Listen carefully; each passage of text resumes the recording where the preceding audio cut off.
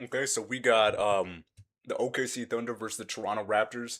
These are two really, really high level teams. They were just mentioned about defensively. Defensively, these are two top five teams. So there's going to be a lot of defense, but I say also expect some good offense because the great thing about these two teams is you got key offensive guys on both sides. Like you got Ingram, you got Scotty, you got RJ coming back, and then on the other side, of course, you got Shea and a good rotation of people who can still make shots. Like right now, OKC starting with Lou Dort, um, Big J Will, Chet, Cason Wallace, and Shea. Cason misses that first three, but good rebound by Shea right there, or good rebound by Lou right there. So it's going to be a defensive minded game, but there's going to be a lot of good offense coming from both teams too. And yeah, early foul by RJ. It's good to see too that RJ is coming into the starting lineup after being pretty in and out this season. Like he's been kind of injury prone, like not with like severe injuries, like he's not dealing with some crazy calf strain or like a Achilles tear or coming back from anything crazy like that, but he's just had multiple stretches of the season where he hasn't been able to play for them. So it's good to see that he's back in the starting lineup, and Toronto can kind of have their big three back and going, because Toronto, I think they got big goals this season, being that four seed and pushing New York to be in the three seed right now. They got a really good opportunity to put themselves in a good playoff position, like at least get home court advantage for that first playoff spot against probably Philly. I'm guessing they'd either match up with Philly or Cleveland. And quickly makes that three. Makes that three. So good three by quickly right there. OKC on a one-game losing streak, and I think Toronto on a two-game one. So we'll see how both teams end up doing. J Will, good move by J Will, just bad finish right there. So that's something he's gonna need to finish a little bit better.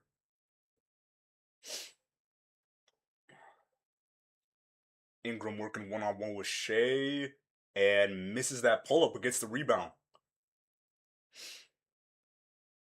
And quickly with a good bucket right there. Yeah, that's just um it's not bad defense. It's just you always got to be rebounding, and that's something that OKC definitely needs to work on. Is their ability to just stop offensive rebounds. So right now it's an early 5-1 lead for Toronto. Shooting is going to be huge in this game because games where OKC is really efficient and they can hit their threes consistently, they've won probably 9 times out of 10. But in those other games, it can be kind of shaky. And good defense by Chet, but better shot by Bi right there.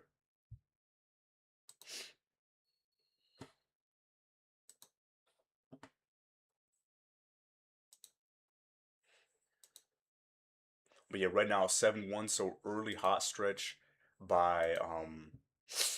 early hot stretch by Toronto right now. But for OKC, you kind of just gotta chill. You gotta relax for these first couple of minutes. We just saw in that Minnesota Golden State game, Jay Will with a good shot right there. We just saw in that Minnesota Golden State game that you can start 2 for 12. You can start um, down 10, down 14 early on and get yourself back in the game. I think Golden State still ended up winning, but Minnesota did a really good job of getting themselves back into a competitive game. Also a game, that ended up being postponed from yesterday.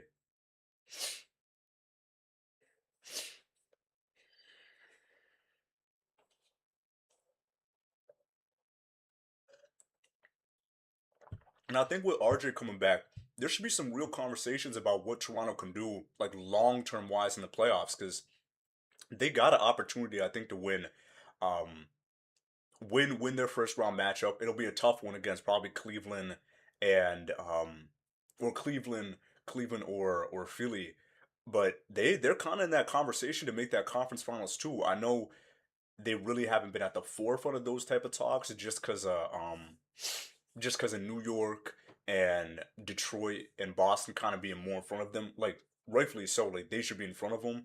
But I think they got a really good opportunity to uh, to get a surprise Eastern Conference Finals appearance. Because if you think about it, last year There were a lot of teams who perform above and below their expectations. So maybe this is Toronto's year to take advantage of a really open Eastern Conference. And I hope they do because they built a really good roster around some of their key guys, and they made a huge move last season by picking up Brandon Ingram, and a move that I feel like still doesn't get too much credit. Um, compared to some of these other moves. Like obviously, it's kind of not going to be in the same light as Luka's trade or in the same light as even Jimmy Butler's trade. But I think they did some really good things by picking him up and not giving up too much. Like if I remember, it must have been maybe two role players and then a pick or two. So not too much for great move by Shea right there to get OKC the lead right here, 7-8, and it's gonna be the first time out for Toronto. But yeah, people didn't talk about that trade that much, even though I feel like Toronto, they got all of the value in that trade. Maybe I can look up and see what it originally was, but I don't remember Toronto really giving up anything too serious.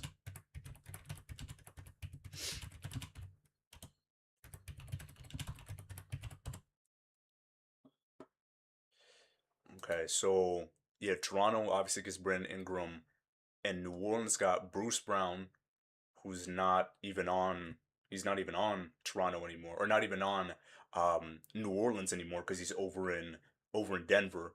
Uh, Kelly Olynyk, who's not playing two consistent minutes, 2026 first rounder, which isn't gonna matter because now Toronto's gonna make the playoffs, and then 2031 second rounder. Like that's a great deal. That's a great deal for someone like Brandon Ingram. You just got somebody who I think is at least a top 30 guy. I would say a top 30 guy in the NBA right now for basically just Kelly Olynyk and Bruce Brown. Like that's it. That's it. Because that second rounders really don't matter unless you have a great front office because that's where you can kind of pick in those diamonds in the rough. But if you don't have a great front office, like New Orleans has kind of shown, with some bad decisions, whether it's getting rid of their pick for this year, trading up for Derek Queen, or some of their other decisions when it comes to Zion and all that, um, they're definitely not going to feel regretful about a 2032 second rounder that probably won't turn into anybody who's playing close to as consistent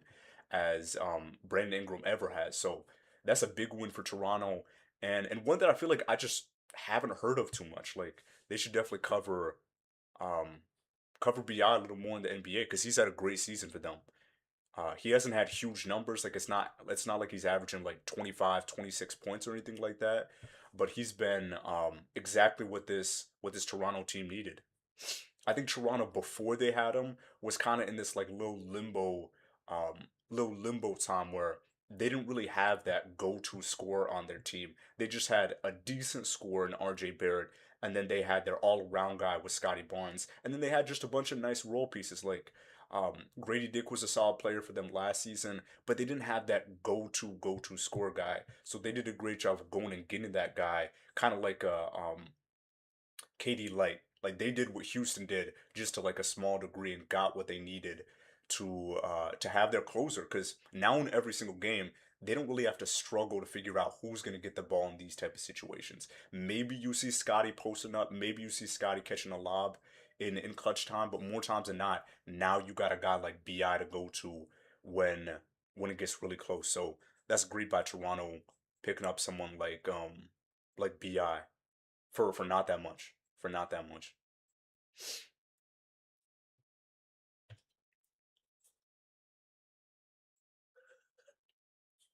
So yeah, right now it's 7-8. OKC trying to hold strong defensively. Good moves by Brandon Ingram and then um great block by Shea right there. But a big part of that defensive stand too, apart from the block, was Ludorp staying down on Brandon Ingram on that play.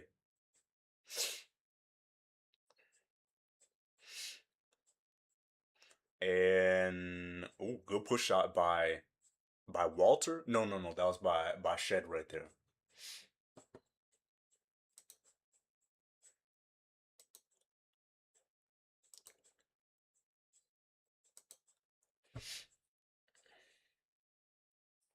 So right now it's 9-8 and Holmgren with a good move right there. Just doing a little shimmy shake into the mid range.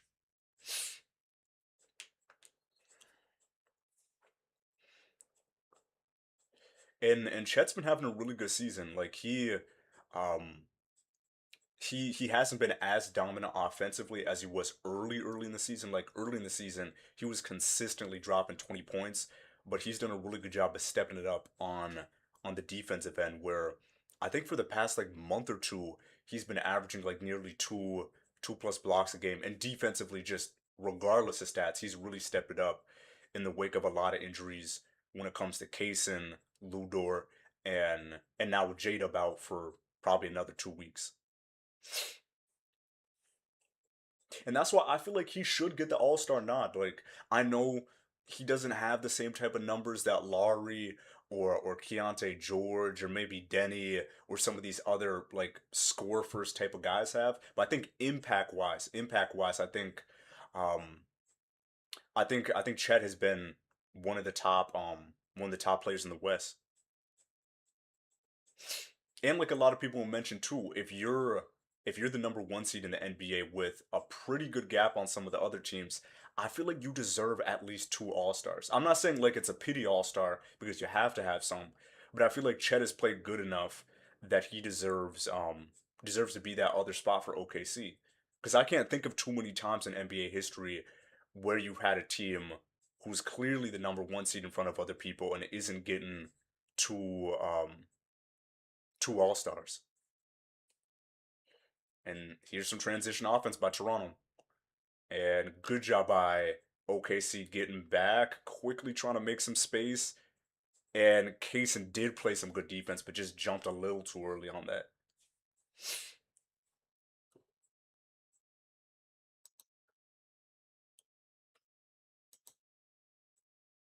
And I get it; it's so difficult to have that type of what's it called have that type of focus and concentration on the defensive end to not jump when they go for that jump shot. But you got to think about it like 9 times out of 10, they're waiting for that. They're waiting for that. If they know that they can't get past you with what Quickly was doing, if they know that they can't get past you when you're trying to do a move to the basket, they're gonna go for that up fake. So on those type of plays, I know it's difficult for Casey Wallace because he's a very heavy on ball defender. Like he loves staying attached right to his man. Like he's not somebody who plays off of him. You still gotta watch out for jumping just a little too early because especially on those mid range drives, like coming from the wing and then crossing over to the middle. That's where a lot of people like to pull up and get people to jump on some of their fakes. So hopefully that's just something he'll be able to adjust to a little bit later on. Toronto up by three. Chet trying to back down Mamu, who's been a really good player for Toronto this season too, and a good pull up. A good pull up.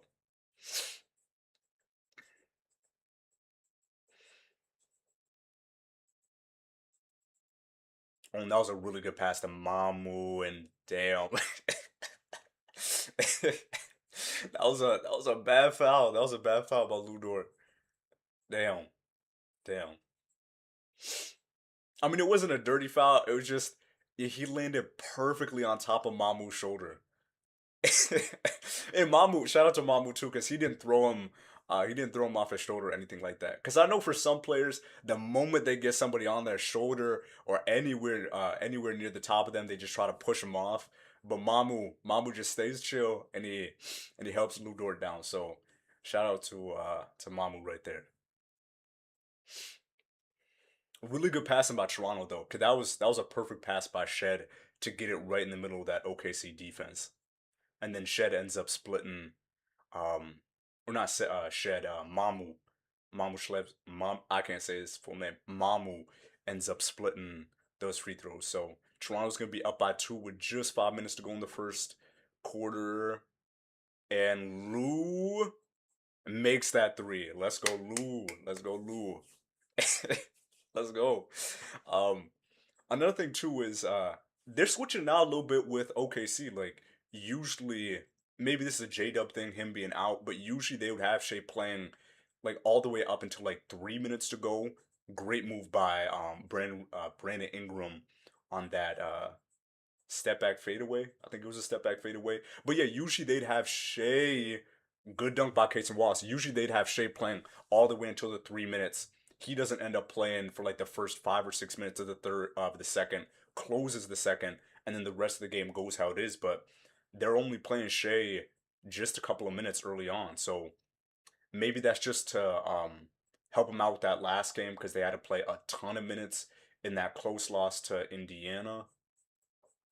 Or maybe he's just trying to switch something up. Like I haven't seen Ujman Deng play this many minutes this early, and same with same with what's his name? Fuck, what's his name? Same with Kenrich Williams, who's about to come in right now.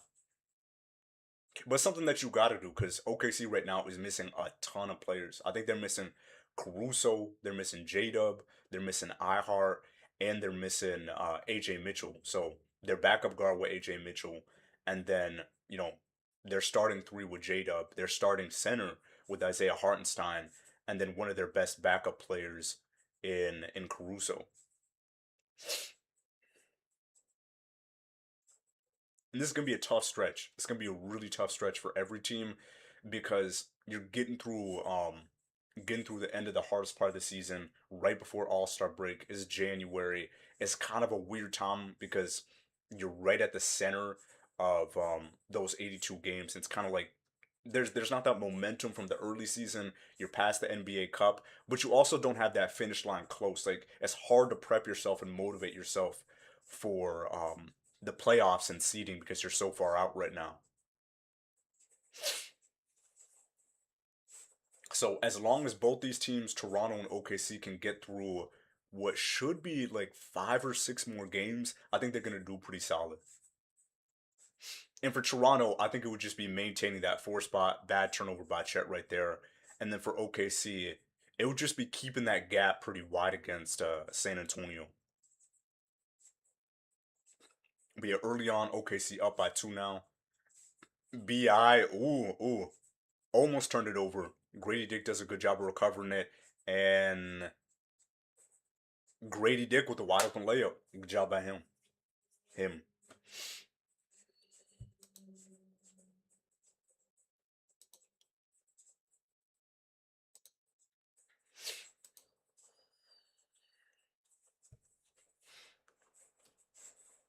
And yeah, it looks like Dagnall has no intention of putting Shea back in until the start of the second. So I'm gonna see a lot of different minutes from people.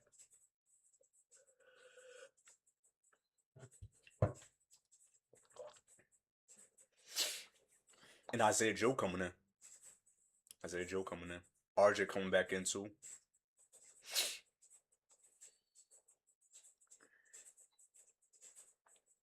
And I've talked a lot about like some of the interesting matchups for the West. Like I would really, really love to see a series between Minnesota and Denver or Minnesota and LA just to get that rematch in. I think it'd be fun to see OKC match up with a team like Phoenix as they've had some really competitive games. But I think for Toronto, I would love to see Toronto match up with Philly.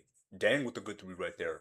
Because those 2 games, I think it was about 2 or 3 weeks ago. Those 2 games were so good between both of them. I know one of them was kind of a blowout, but if you were actually watching the game, like I remember early on, Philly had like the best half that they've ever had. They had like 81 points or something. Um, both Embiid and Tyrese Maxey had like 25 plus, so they were super dominant. But then Philly went like ice cold in that third quarter. Toronto was rallying back, and then it looked like Toronto had a chance. They had a chance to get back in the game, but then they just kind of missed it. Like they had a lot of opportunities, had some bad passes here and there. No one was really creating offense because Scotty and Brandon Ingram were having some cold shooting nights. Really, really cold shooting nights. Not normal cold shooting nights. Really bad shooting nights right there. But it was a really good game, even closing. Even though that Philly ended up winning by 15 or something. And then the night before, without I think without Embiid, without Scotty, and without RJ, um, or not Scotty, without Bi, Scotty ended up having like 35, 10, and 10, and ended up leading Philly to a 1 point loss.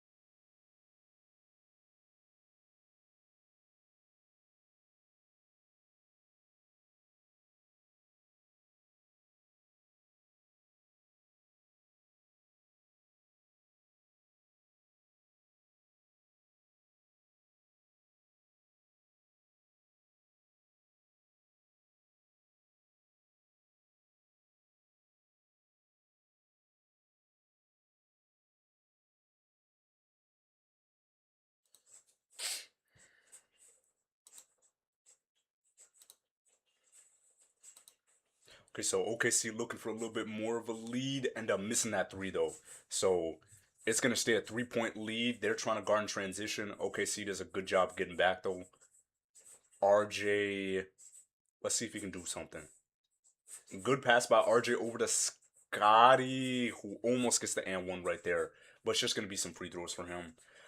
And yeah, if I'm Scotty, attack the basket. Attack the basket. When there's no Chet, there's nobody bigger than you out there. Even Chet, like he's not gonna be more physical with you. So if I'm Scotty, attack, attack, attack. Don't wait for some of these OKC players to collapse on you when you're getting the ball down low.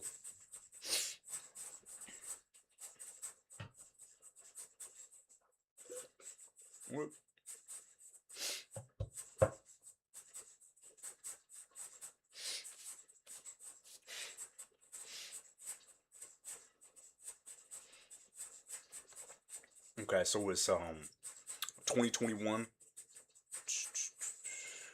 Another miss by OKC from the perimeter. So that's gonna be something that you gotta watch out for early on, because you know that thing can be really difficult to overcome later in the game when you can't be efficient. It took three people for Toronto to get that rebound. So OKC lucky on that possession for Scotty missing, because Toronto got so many opportunities to get to the basket. And Kenrich ends up getting fouled right there. So free throws for him.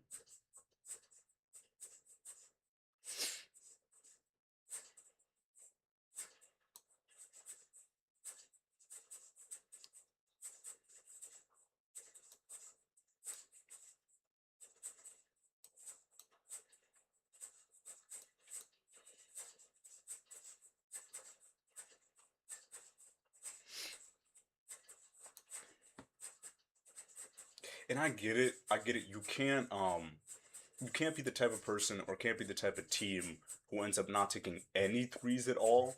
But I really wish OKC could find a better way to make this offense easier for everybody else on the floor because you don't want it to be just Shea dependent all the time. Like hitting your threes is important to do, but if you know that you're not a good 3-point shooting team, I wish sometimes that there were some better actions that Dagnall could throw out for other people so you could get your offense moving around because I just hate it when there are like 3 or 4 possessions in a row and they go for a tough three and it's like I don't get it. I don't get it. What was the point? And rebound Shea. So good job by Shea getting that rebound off of a miss. He gets it to Joe Wiggins and makes that three. Okay, it's nice when you make it though. It's nice when you make it. But I'm just saying I don't like it when they have like 4 or 5 straight possessions of a contested three, end up missing it, and now it's like, what are we supposed to do? Good three by Barrett though to respond.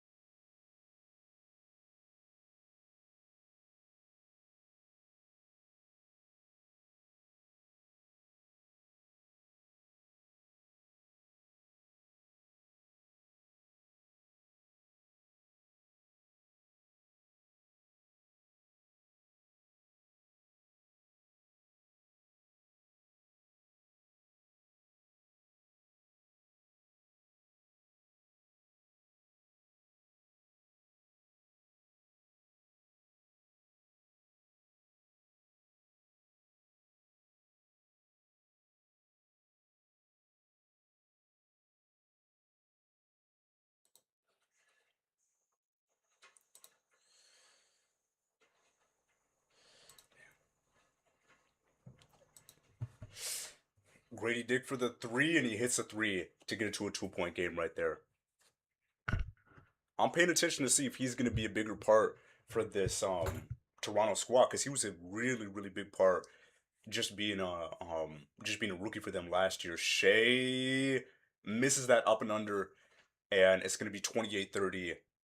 And Toronto only down two right now, even though they haven't really been shooting too well from the 3 point line. RJ trying to do a back down against Kaysen, and he does a good job of just using his height over him.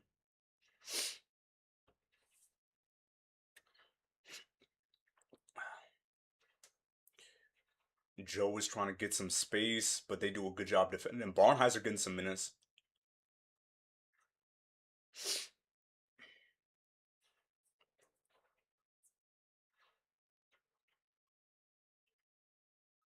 Shea trying to guard. Who is that? Is that Boucher? No, I don't think Boucher is on. I don't think Boucher is on the team anymore. Yeah, that's Walter. That's Walter. My bad. Because yeah, Chris Boucher was on the Toronto Raptors for like years and years and years.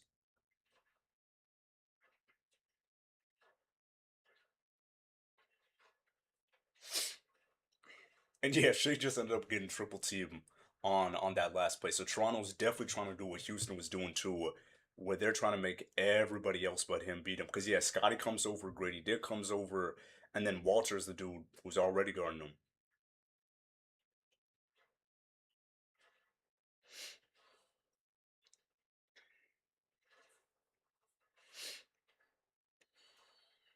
And maybe that's the best way to defend this OKC team because offensively they don't really have any creators on the floor with Jada about. And Chet's decent, but Chet he can be 50-50. He can be 50-50. Like there are some nights where he'll hit like three threes in a row and he's going to be doing really well, and there are other nights where being being as skinny as he is, it's a little harder for him to use that height against other people. And then another good pass by Toronto, just getting right behind OKC's defense. Like either it's behind in the middle or right in the paint on on some of these OKC defenses. And Shea with the wide open three misses that three rebound. Scotty and why is Grady Dick wide open? Toronto really likes to do that though. They really like to have one person always leaking out on the offensive end. So if you're ever playing Toronto, you got to watch out for the moment you end up missing a shot. There's gonna be someone running down the court. Kaysen for three, another missed three, but rebound Barnheiser.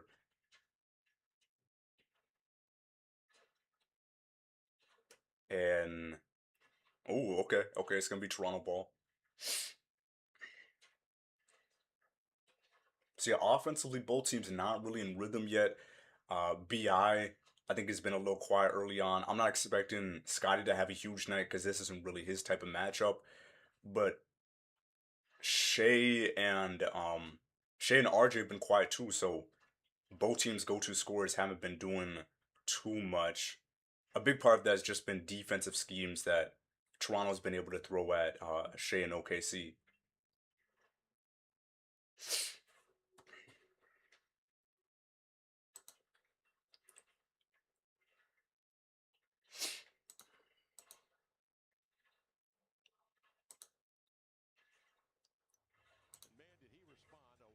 But yeah, similar to this game I'm showing right here with the Toronto Blazers game, a big part of why Toronto was able to kind of break apart this like close neck game that they were with Portland was transition.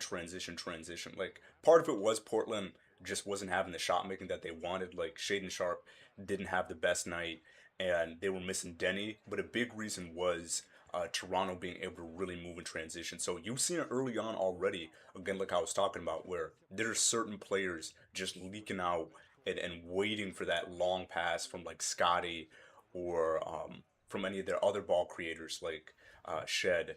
So that's something that I think is going to be really interesting to see how it goes for the rest of this game because OKC is good at setting up defensively, but the easiest way to beat a good defense is to set up Ooh, ooh, and then bad foul by Toronto. The easiest way to beat a good defense is by just sprinting out and getting ahead of them, because then they don't get set in time. Like you can have great individual defenders, but if you're always on the attack and you're always making sure that you're keeping the defense on their toes, it's really hard for the defense to be able to catch up, calm down, and then set up for a good possession.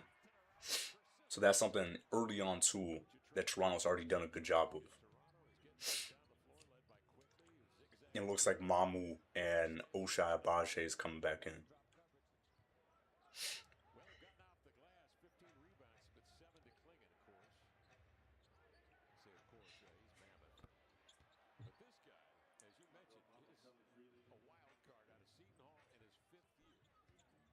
And yeah, how is Mark? How is he gonna figure out the rest of this game? Because they're clearly trying to overplay on someone like Shea, especially with the guys that they got out.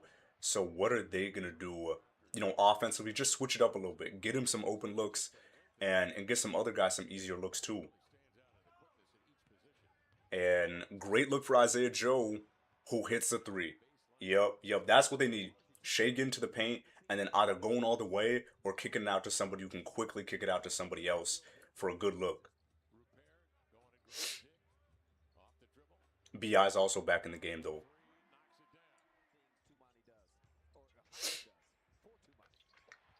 And Ingram with another good move. The thing about Ingram is you can play heads up defense, you can stay really close up to him, but he's really good at just floating in the air for like an extra half second before taking his jump shot. Like he's not one of those players who has to do it all in motion when he's shooting.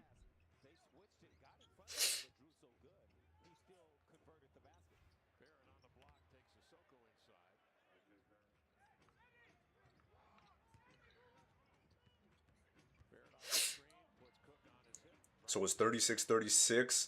Some good play by Toronto, and yeah, that's another foul. That's another foul on Osha getting some free throws.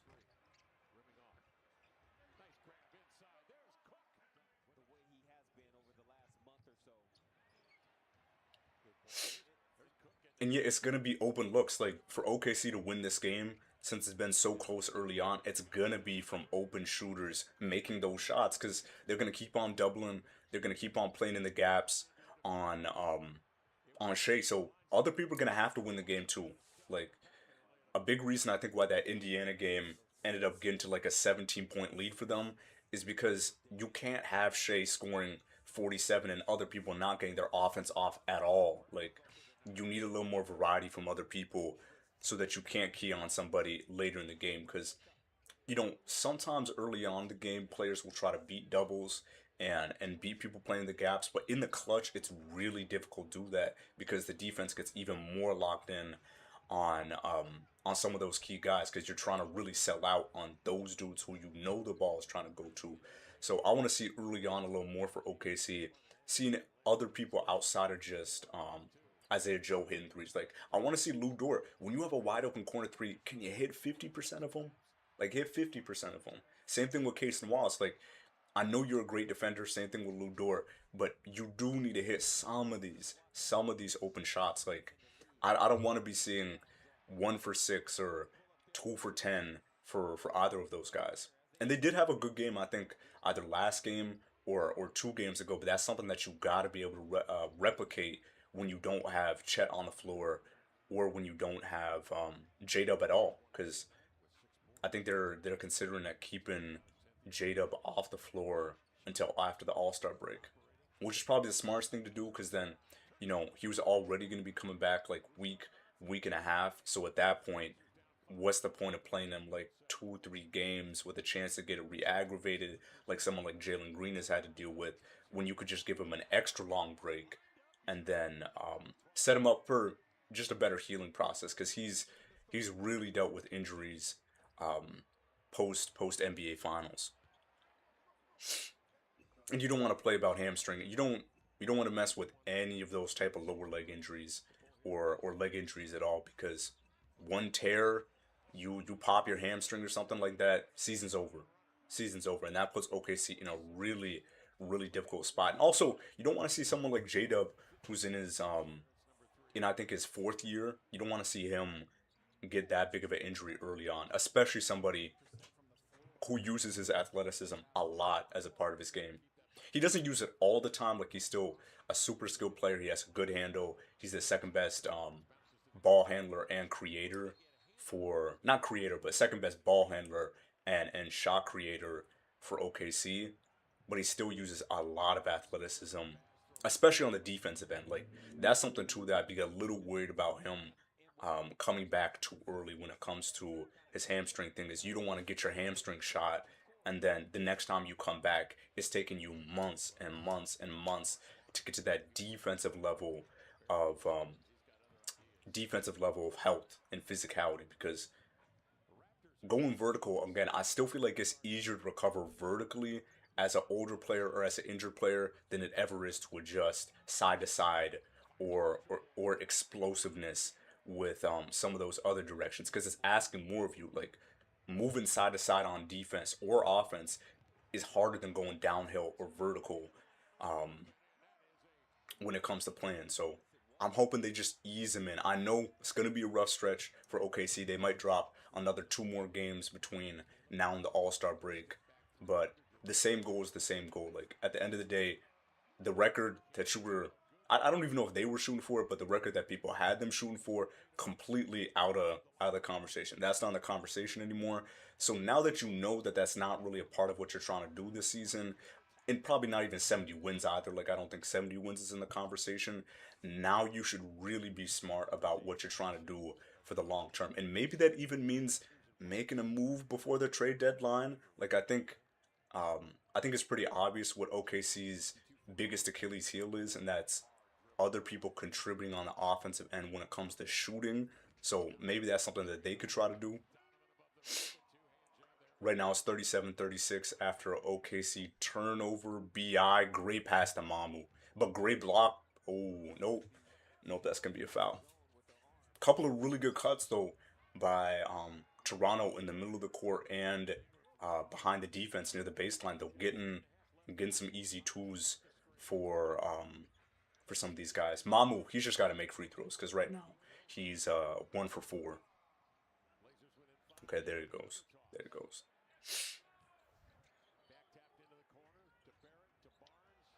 But yeah, defensively, I think because OKC is so aggressive on ball, there are those opportunities to make cuts in between in some of these open gaps that Toronto's taking advantage of. So that's something they also might need to adjust to. So maybe they could do like a half zone, like you have three people. Oh, I just ended up freezing right there. You ended up having like three people at the baseline, and then you have two people trying to play man on man.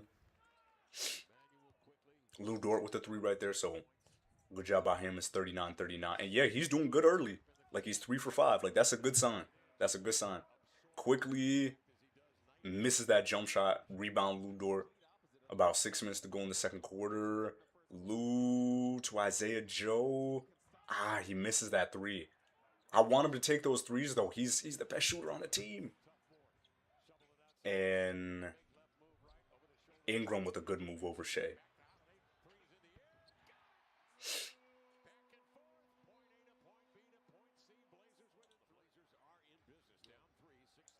So Shea's got the ball up top. They're trying to double him on every single spot, and then bad pass by Kaysen. I don't like that. I don't like that. You don't have to force the ball down to Kenrich Williams, knowing that there are two defenders right next to you. And Ingram with a good fadeaway, the really good fadeaway. Yeah, how is this OKC team gonna adjust when they're always doubling and always tripling Shea on these possessions?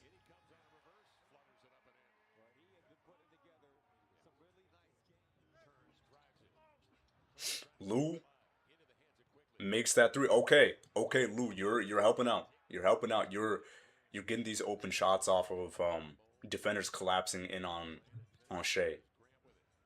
So right now it's 43-42.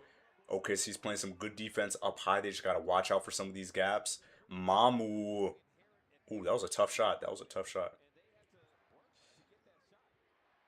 Lou trying to push in transition, and ooh, he had Case and Wallace.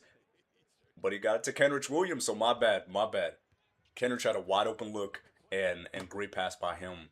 Or great pass by Ludor getting it to Kenrich Williams in transition.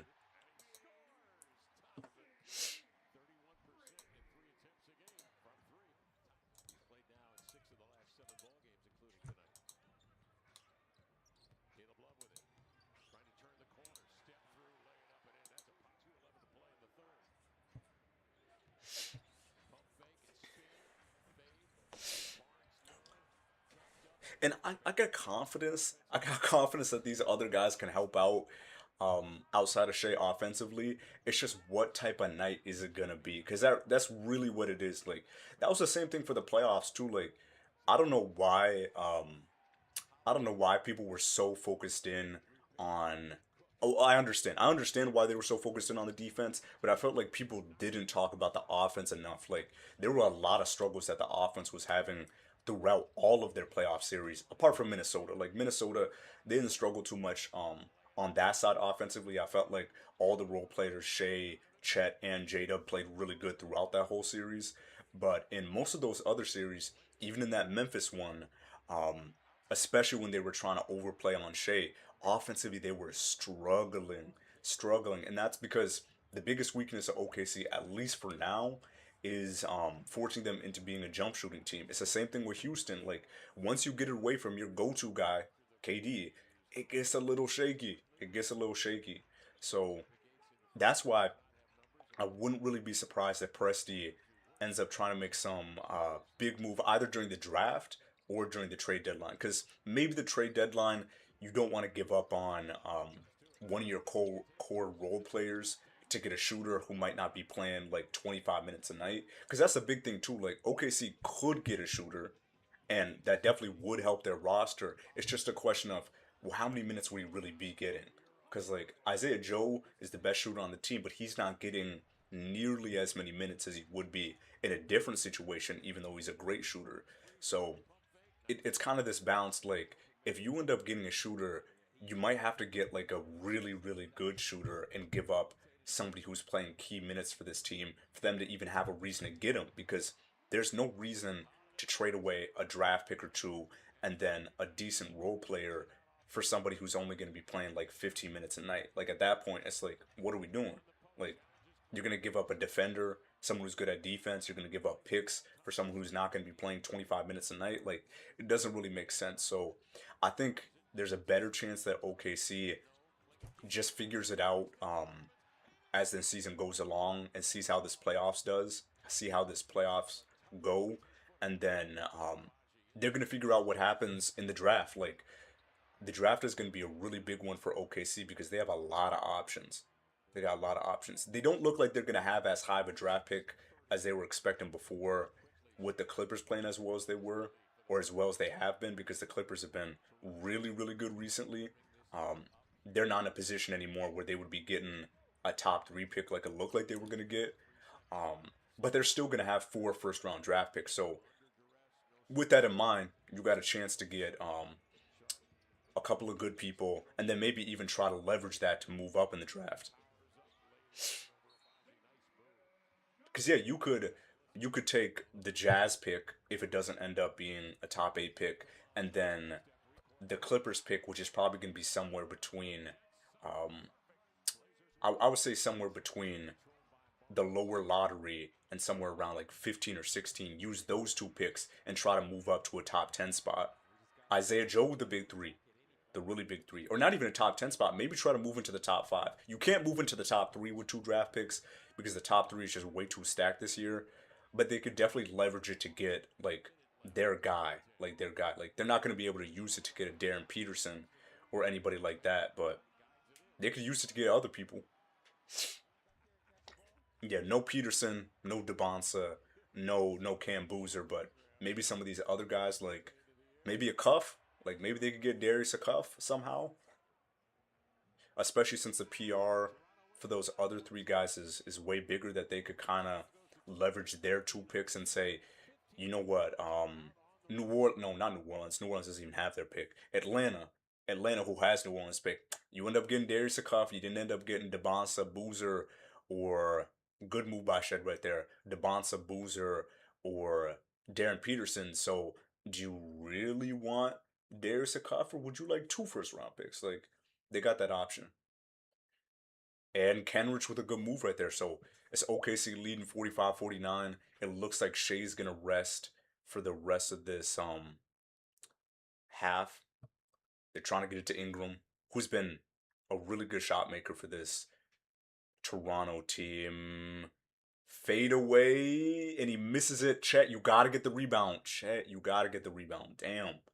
Shed misses the three, and they get lucky right there. They get lucky.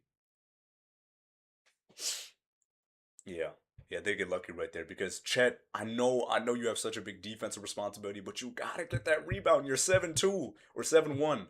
You shouldn't be beat by other people who are like 3-4 inches shorter than you. Gotta go get that. But good job by Kenrich Williams hustling, going getting that ball, and then throwing it off of Walter. Chet. So right now, Chet's the only main offensive guy for OKC. He's trying to work, but Toronto's good at defense, and yeah, he ends up turning it over. Yeah, I don't like him dribbling too much. That's not the best thing for OKC. He probably should have just kicked it out to somebody else. Oh, never mind, never mind. Shea's coming back in. Wiggins over to Lou. Lou gets it to Kenrich. Those are good threes. Those are good. Those are wide open threes. So it's not like OKC's struggling to get open looks. Like great transition offense by Toronto right there, getting Mamu back to back on some lay-ins. Like it's not like OKC's struggling to get good looks. It's just they're not going down.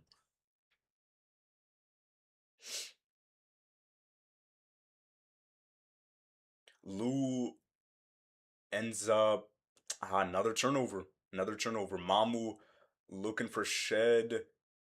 Chet does a good job at staying in the paint.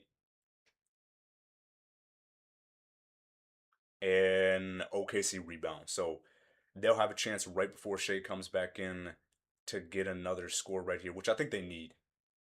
They want to be up going into the half. Chet, I don't like Chet handling the ball. I don't like him handling the ball. Kenrich and no foul call. No foul call.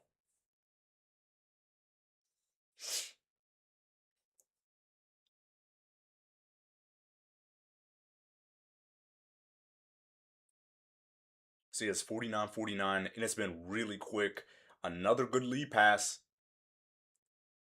And yeah, I don't know what Toronto's doing. They don't have a ton of facilitators, but they've done a really good job of just placing the ball right away from some of these OKC defenders. So great job by Toronto just getting it right where they needed to be.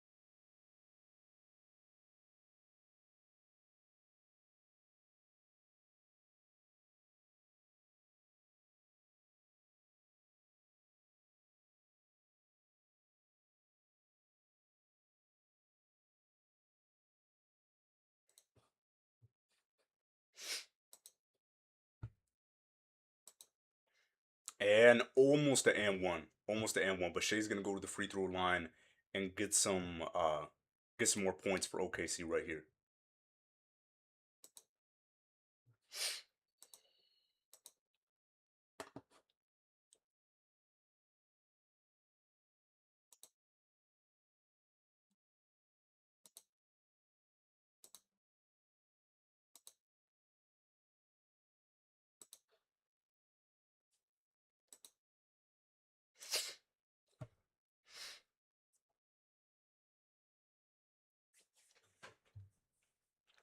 Okay, so it's 51-49. I think Shea missed that first one, and yeah, he makes that second one. And there's about 33 seconds to go, so OKC should get one more chance to score before halftime, and Toronto could get their lead up just a little bit more going into going to their last possession. Quickly trying to work on Aaron Wiggins. He step back three and he gets it. And he gets it.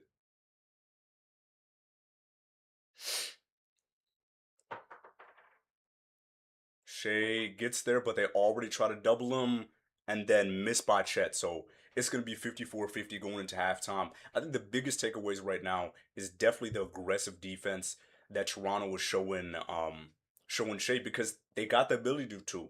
Like, they're good enough defensively. They're a top five defense to really be able to pressure him and then play one on one kind of from a distance on some of these other people. And then they've done a really good job of moving around. Like, I think most of their offense, at least early on, hasn't come from transition offense, but it's definitely come off of movement, being in those right spaces. And then for OKC, even though they're down four and it feels like their offense has been a little stagnant, they have gotten some good 3-point shooting from guys like Lou Dort and Kenrich Williams from time to time. I think going into the second half, I want to see Chet Holmgren be a little more aggressive offensively because it feels a little bit like those San Antonio games where you're matched up against a team who's physical and has a really high level defense, and you're just not being as aggressive as you should be or as you would be in some of these other situations. Like I don't mind I don't mind Chet taking a couple of these shots. I just don't want him to over dribble because I know that's not Chet's game. Like if Chet tries to dribble on the floor, it's gonna get stolen. It's happened like two or three times now already with this Toronto team. And for Mark, I think you just gotta find ways to give Shea more openings on the offense. Like I know they're gonna try to double and triple. Send different actions to put him in different situations so Toronto can't just keep on doing the same thing on the floor where Shea comes down the floor, they end up screening for him, and then he tries to use that screen, and then they just hedge and double over that screen. It's like you need to switch something up. You need to switch something up right there. And for Toronto, I think Toronto's doing a really good job. Like they're moving the ball around. They're getting it to all those weak spots in OKC's defense. I think the only thing they could do a little bit better is protecting the 3-point line because there have been a lot of really high level and high quality looks from OKC on the 3-point line. It's just not been as consistent as it would be against another good 3-point shooting team. Like if this OKC team was as good as like Boston as a 3-point shooting team, Toronto would be in a difficult situation because they're not they're not doing a good job of meeting them at the 3-point line. They're leaving some shots a little too open for them. And I think the second half will really be determined by what Mark does to kind of change some of these looks for Shea and Chet. And I think for Darko, it's going to be can you keep on imposing your type of defense on this OKC team and then keep on getting those looks. Like another thing they could do at halftime or after halftime is getting more transition looks. Like they didn't have that many transition plays, and they're the best transition offense in the league. So that's something to pay attention to. But that's gonna be it for me for half, and I'll be back with you in about 10, 10 or so minutes for the second half.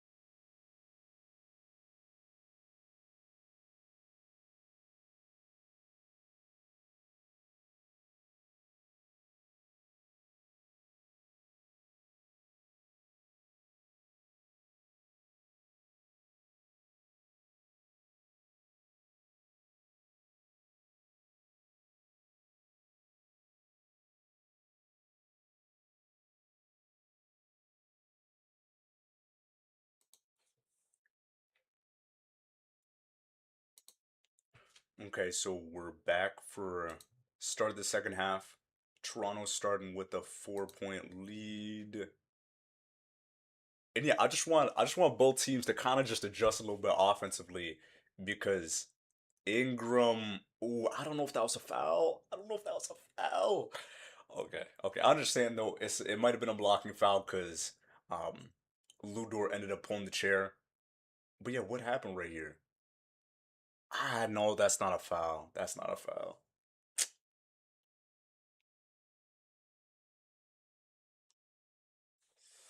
But yeah, you shouldn't use the challenge this early, so it just is what it is at this point. And he missed the first one, so ball don't lie. Ball don't lie. But yeah, transition offense for Toronto will be huge for them if they're able to get to it. And BI ends up splitting both of them. So I'm gonna give you a 5-point lead, starting with Wiggins, J. Will, Ludort, Shea, and Chet right now. And it's smart that they're starting Aaron Wiggins because he can give, like you just showed right there, ended up scoring right there. He can give OKC that extra guy who can create his own offense. Like he's not a catch and shoot type of guy. He's a on the floor on the floor creator. Quickly, that was some good separation. You gotta rebound. You gotta rebound. You gotta rebound. You gotta rebound.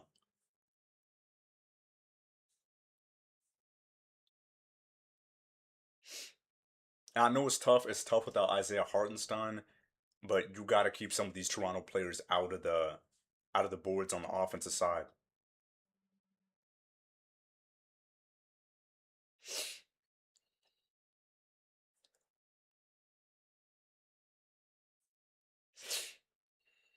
Shea trying to get some space. Wiggins short on the three, but Jay Will with the rebound. Then blocked though by Mamu. He probably should have just gone up with it the first time.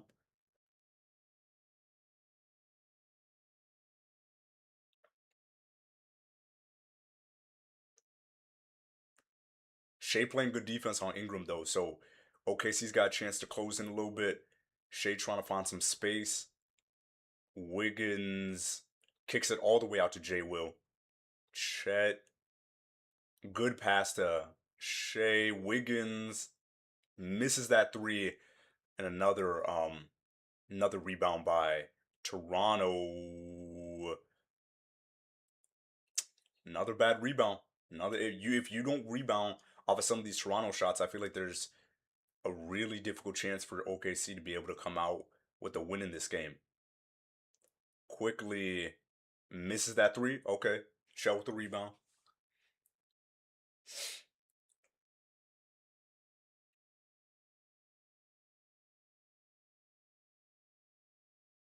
Wiggins, Lou, wide open.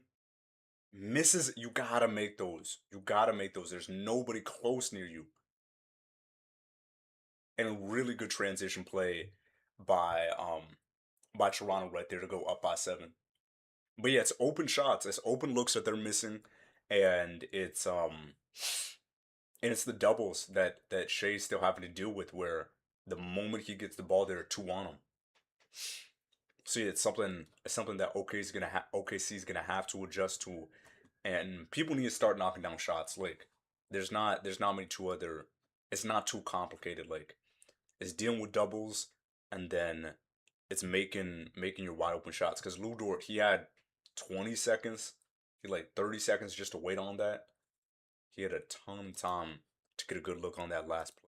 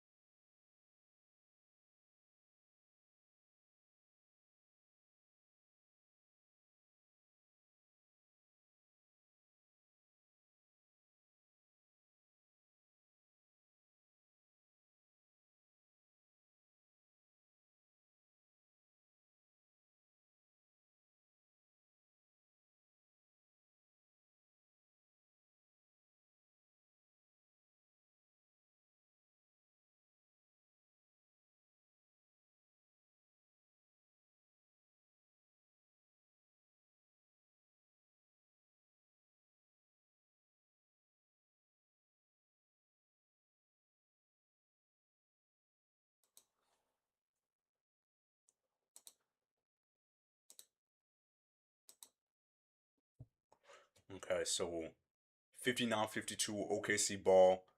And I think at some point, Wiggins with the big three, at some point, I think Shea's just gonna have to take some of these doubles and just shoot it.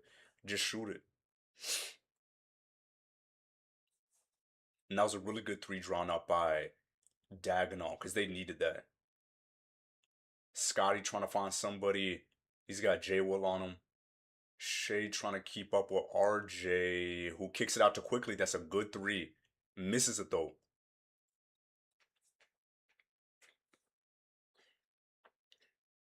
Big J Will hits the three. Hits the three. So 7 point game all the way back down to one right now.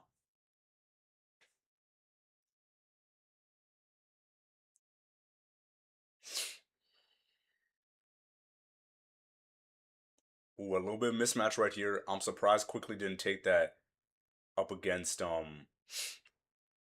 up against quickly or up against Big J Will.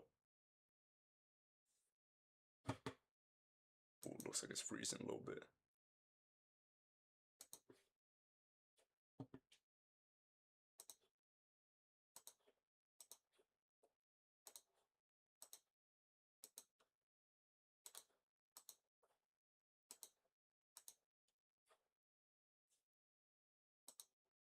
And Lou coming back to the free throw line after that play. Yeah, there was a little bit of a timeout issue right there. Lou missing that free throw.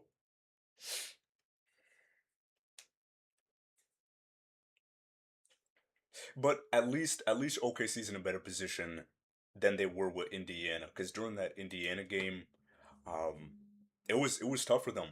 It was really tough for them early on. They were down like 17 points, and they clawed all the way back to like a one possession game. But I think they used a lot of that energy just to get back into the game. So that's something that at least in this game they've kept it close. RJ trying to move off of that screen to get some space. So you're gonna get a good look right here. And no, he gets doubled right there. Chet trying to play one on one with, and yeah, that's an offensive foul. Yeah, that's an offensive foul because Scotty just ends up elbowing Chet right in the face on that last possession.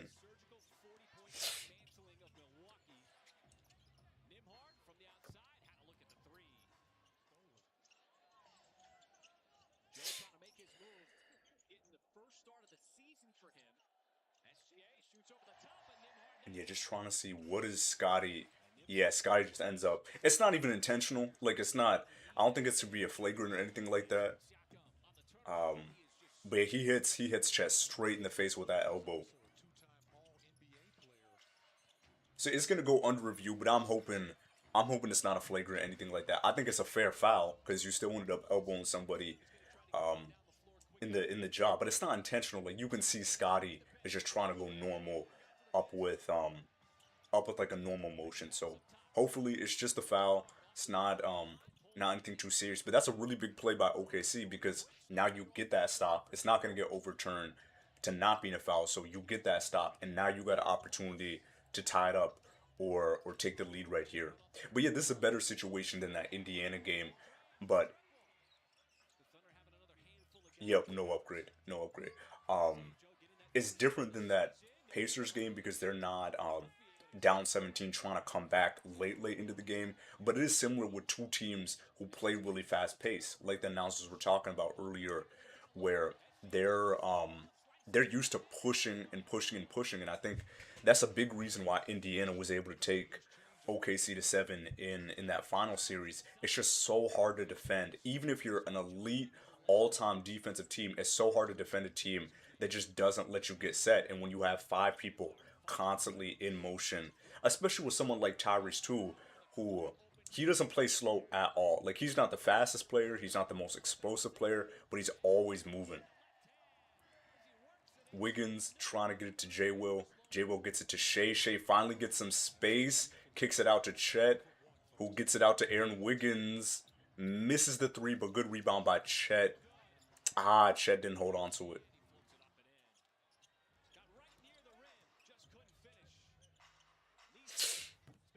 It's gonna be a blocking foul on J Will. Yeah, I want somebody rebounding from Chet right there. He had the ball. I mean, he was the tallest person there. He just couldn't hold on to it.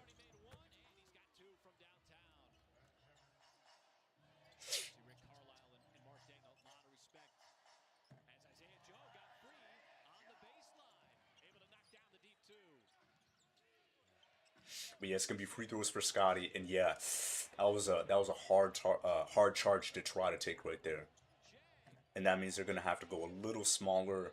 I don't know who they're bringing in. Um, well, they're bringing in Ujman, so not too much smaller. Like Ujman Dang's like 6'10" or something, so not too short.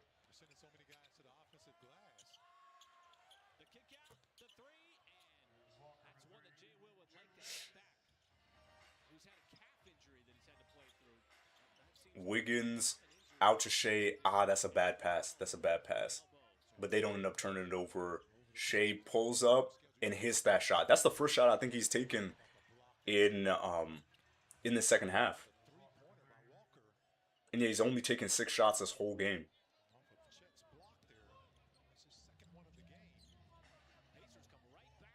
And yeah, it's a hard matchup for OKC. Toronto, they got a fully healthy squad, and that's basically the opposite for missed shot by Scotty. And oh, that could have been bad. That could have been bad, but Ludor ends up tapping it away. Wiggins ends up getting fouled.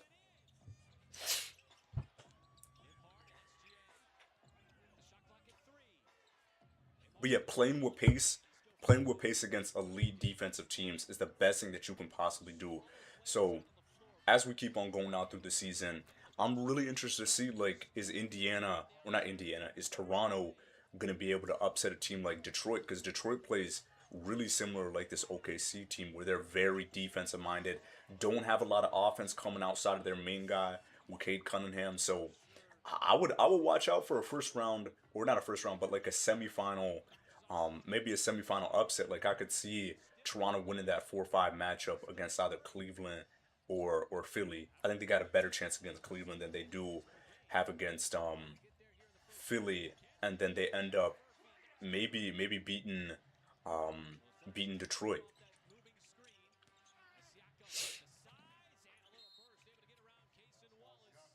Lou trying to guard Ingram with a really good pass, and then another good pass by Shed, and yeah, that's a really good passing by Toronto right there, just getting a wide open look for Mamu in the corner. Dang misses the three and rebound quickly.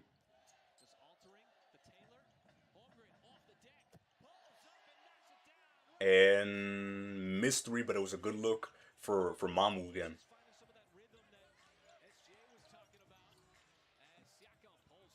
Kenrich had a three look, doesn't end up shooting it. Shea pulls up and makes it. So he's been super efficient this game. Like it's not been an issue of getting good offense from him. It's just the issue of can you get him open enough without these doubles and triples to um to make those looks look good.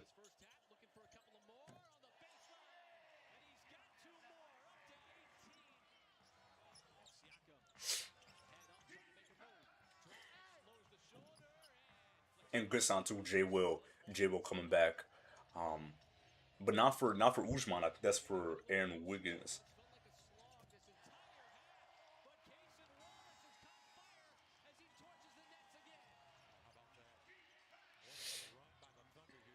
So it's gonna be Uzman, Kenrich, Shea, Big J Will, and Ludort, which is honestly one of the biggest lineups that they've run pretty much all season long.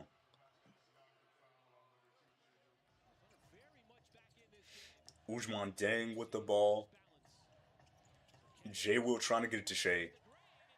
Shed's doing a good job getting denial, and ooh, almost the and one, almost the and one right there, but it's still gonna be free throws, and now Shea's getting a little more open. Like they're still trying to throw a lot of doubles at him, but he's being a little more aggressive at just getting some space.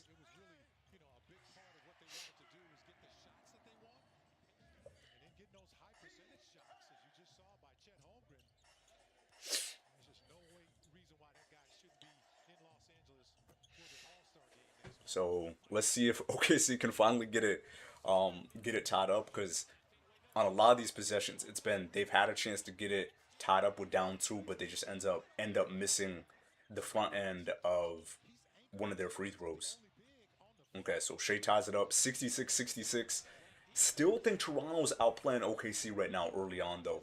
Like they've been able to get really good looks for their guys in the paint and in the corner right now, especially in this second half. Like there was a wide open look to Walter. Mamu just doesn't end up passing it. J Will, good defense. And can they hold on for the last 2 seconds? Ingram ends up missing and rebound Kenrich. So they got a chance to lead. I think OKC should match it by playing in transition too, and that's what Shea does. That's what Shea does. He ends up getting that too. That's the one thing that I kind of feel frustrated about when defensive minded teams face up against other teams who are trying to push them in pace. Like they're trying to get that score. They're trying to make sure that the other team isn't setting a defense. You can do the same thing too. Like you don't have to wait. You don't have to wait to get your offense going. I know for other teams, maybe they're really selling out on the fact that um, if you end up or if they end up missing, they immediately send people back. Like they're not sending three, four people to go rebound. But pushing in transition is the best way to get easy offense for yourself. So I'm hoping OKC is going to continue to try to replicate the same thing that Toronto likes doing because there's no reason that they can't push in transition too. Especially when you got a guy like Shea who's been um, leading the league, not in scoring, but close to leading the league in scoring. Only one off of what's his name off of Luca. So push it, keep on pushing in transition. First lead for OKC since the second quarter, so that's good. But it's gonna stay a close game when you don't have separators like J Will or not J Will J Dub, and when you don't have people like um, Hartenstein to be that paint presence, and then you're also missing key defenders in Caruso, and then a really good ball handler and driver in AJ Mitchell. It's gonna stay close. It's gonna stay close, and for Toronto, that's their big advantage of they have more people to go to when it kind of gets close in these situations because what's his name, Scotty. He's not a go-to guy to score, but he can be like a really good guy to just draw other people away from R.J. Barrett and Brandon Ingram. Because I think when the game gets close down to it, it's really going to be between those two, R.J. and Bi creating some of these tough shots. And Bi, he's already shown early on, like Bi has had some of the best shot making in the whole game. Like he's done a really good job of like floating in the air and getting tough shots on some of this OKC defense.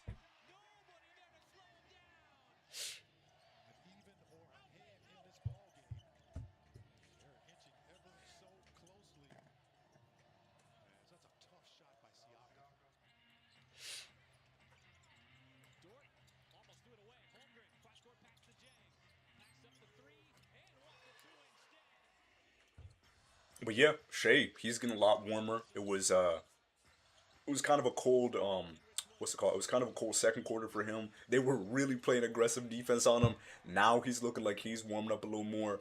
So that's a good look for him.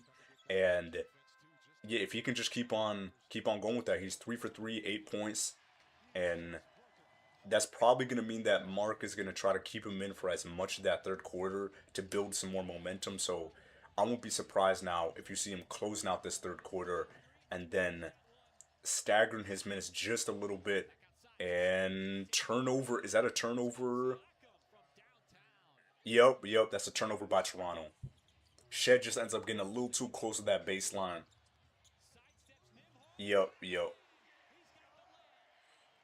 So good pressure by OKC to force Shed to run alongside the baseline. Cause I know he wanted that corner look. Lou misses that three, but J Will doesn't get the rebound. And now Mamu in transition and good dump off to Grady Dick right there. They're doing a really good job in transition. Lou, ooh, that could have been a turnover. Lou gets a tough play. Oh, that's gonna be an offensive foul. Never mind, never mind.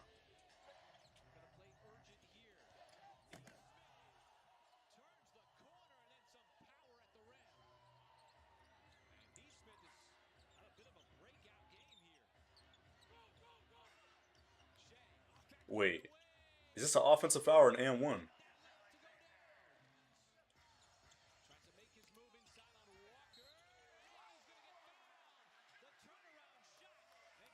So is this an and one or is this a foul? Okay, okay. I don't understand what's going on with some of these refs. Like your job is made easier with technology. Why is it more difficult for you to see wide open calls? So good move by Lou Dort right there, being aggressive and finishes out that free throw. So it's gonna be 68-71. Um, yeah, I don't know what's wrong with people sometimes. Like I get it, you make mistakes, but it's right there. It's right there. You're the baseline referee, and someone's moving along the baseline. Ingram ends up getting swarmed and rebound OKC, and they can push in transition. Ujman Dang out to Jay Will. Dang misses the three. Jay Will tries to get the rebound, and Walter with the wide open dunk. Yeah, the Raptors they don't slow down ever ever.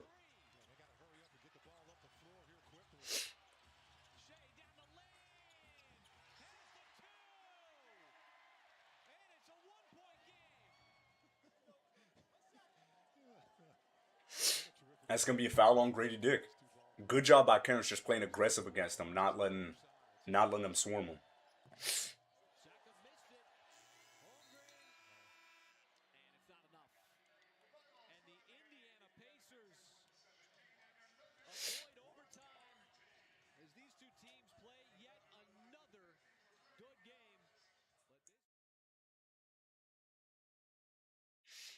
And yeah, how do you watch out for that player who's always just staying at half court, waiting for that easy look? Like you want all your guys on offense, especially against a good defensive team like Toronto. So what do you do?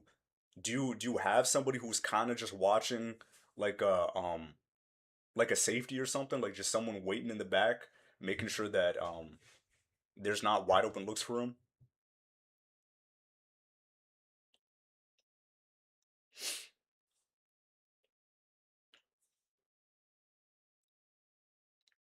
And Kenrich makes both of them. So they're gonna go back up three right now. Can they get a little separation? Get one stop and get yourself a bucket, especially off of free throws because they can't get transition offense off of free throws. Never mind, never mind. That was a really good look to Osha right there by Shed. He just ends up passing a little too hard right there. So yeah, they had another good look. Um, Shea 1-on-1 gets a space and then gets another bucket. And it's gonna be a timeout. Timeout Toronto. Timeout Toronto.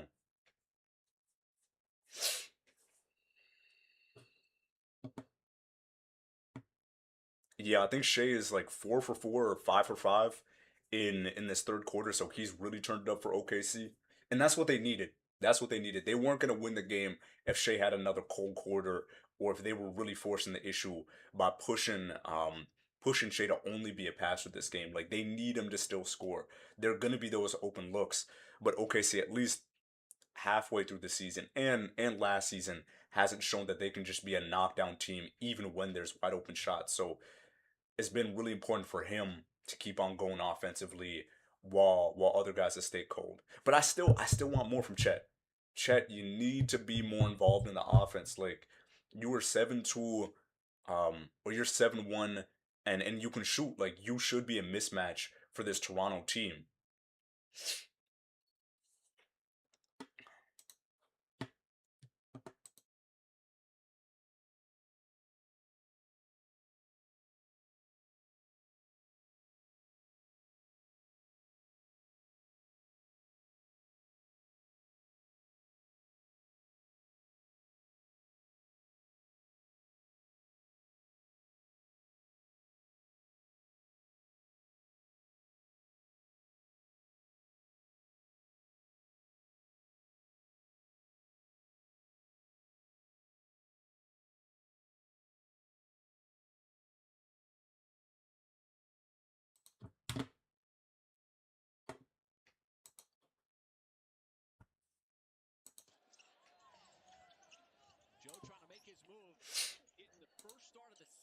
And it looks like Shea's just gonna close out the rest of this third quarter, which makes sense because you want to keep the momentum. And yeah, he's been. You could argue he's been the best scorer in like this second quarter of the season. And yeah, it's gonna be a foul on Kenrich Smith on the floor, just pushing Walter. You could argue Shea's been the best scorer in the NBA for the second quarter because I would have gave it to um, Luca because Luca was averaging like 40 for the first quarter, even though we didn't play that many games. But recently, especially in the past like 2 weeks, I think Shea's definitely been the best scorer, and that's not without like other competition. Like Tyrese Maxey has been playing really good. Anthony Edwards, Jalen Brown. Um, Jokic when he wasn't injured. Three missed by Walter. So it's 70-75. OKC's got a chance to push a little bit. Chet in transition misses the layup. Misses the layup. And he did a good Euro move just around that screen. Grady makes that three. Yeah, they're not going to miss back to back wide open threes.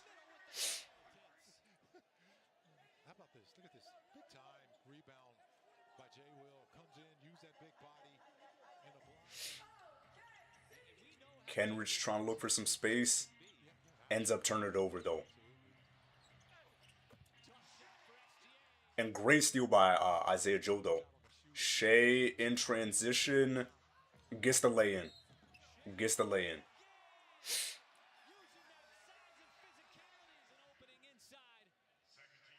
So 73-77.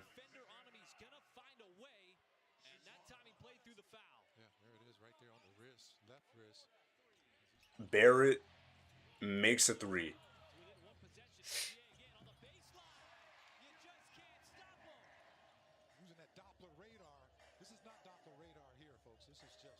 So 53 seconds left to go. It's gonna be really important for OKC to get a little bit more of a lead because they they're not gonna have Shea for a couple of minutes going into the fourth. And offensively, Toronto's a little more interchangeable because you can have, you know, Scotty in, or you could have Bi in, or you could have RJ in during these different moments. Because right now they don't have, I don't think they have Scotty or Bi in the game right now.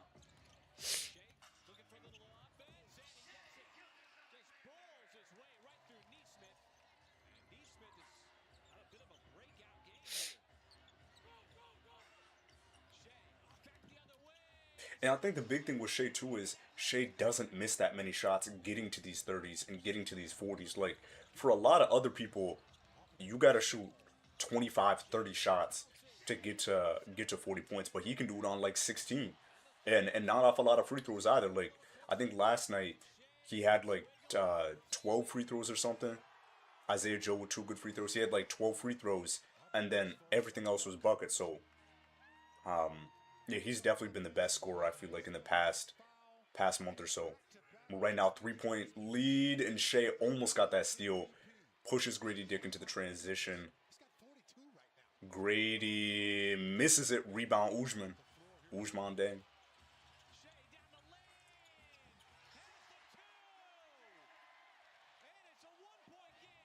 Wiggins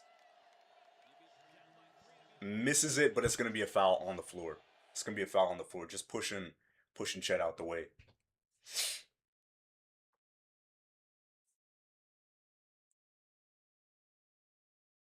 Oh my bad. No, no, no. It's on Grady Dick. He just ends up hitting Aaron Wiggins.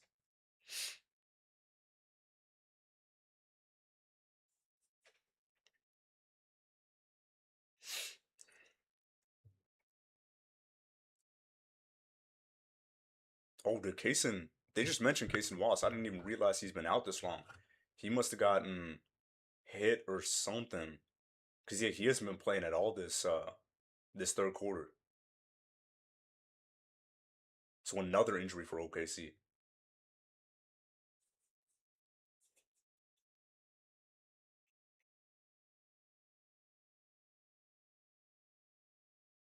So it's about 7 seconds to go. It'd be huge if OKC could just keep it a 5 point game. And then for Toronto, you got an opportunity to get a wide open three look because you've done a really good job.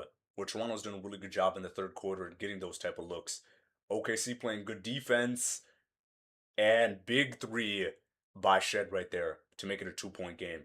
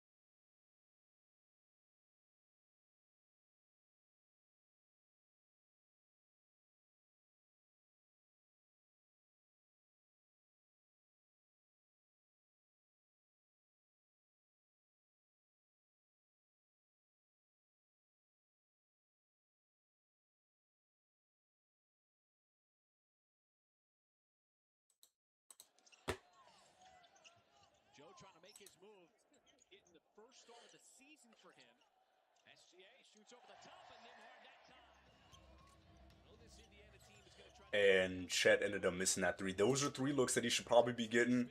An easy dunk lob to Oshai in transition, and those are the bad defensive possessions where it's like you had it right there, you had it right there, and these are going to be important minutes too because it's okay, and that's a good response back. You get a lob over to Chet. Take advantage of the fact that again he's 7'1". He's 7'1". There's nobody taller than him on the floor, cause there's no Jakob Poeltl to match up with them height wise. So now Chet trying to do some one-on-one and great defense by Aaron Wiggins just deflecting that pass from Scotty over to Oshai.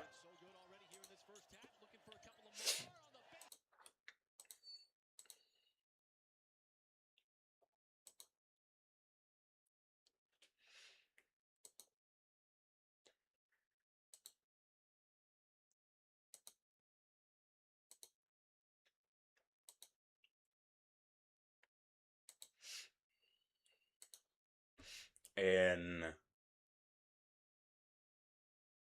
Scotty looked like he traveled, but it's going to be a mystery for Barrett, and it's going to be 81-83.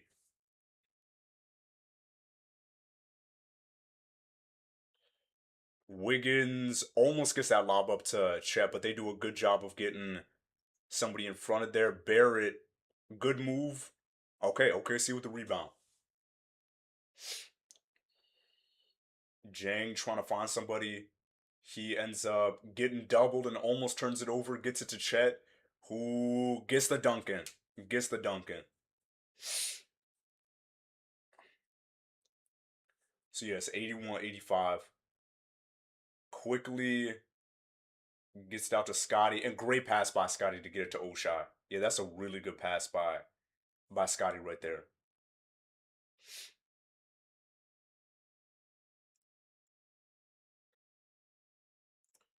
Chet misses that three, rebound RJ.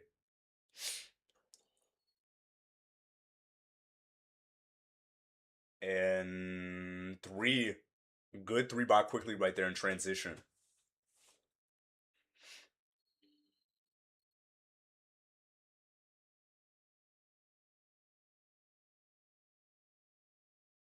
Wiggins trying to work on quickly. Quickly's playing good defense though. Chet barely keeps the ball. Isaiah Joe over to Ujman. Joe, and it's gonna be Toronto ball. Joe had a kind of good look. I thought it got blocked for a second.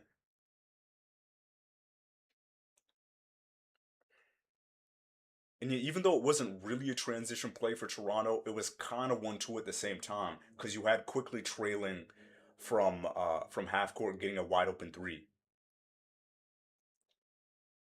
RJ ends up getting stopped by Chet. Three, two, one, and they left a wide open shooter. Okay, um they don't end up dealing have to they don't end up having to deal with that wide open three, but that's a bad break in the defense where they end up playing good defense for like 20 straight seconds and then they leave a wide open shooter in the corner. Hey, good news for OKC though, Scotty with 5 fouls.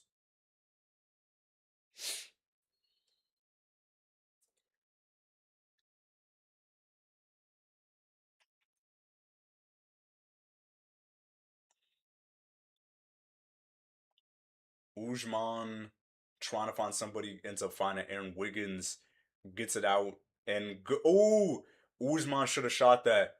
Okay, Kenrich ends up making the three, but Ujman was a wide open at the basket. Didn't even look at it and just kicked it out to Kenrich right there. So he probably should have taken that, and that's gonna be an offensive foul on on Mamu, just clearing out Isaiah Joe.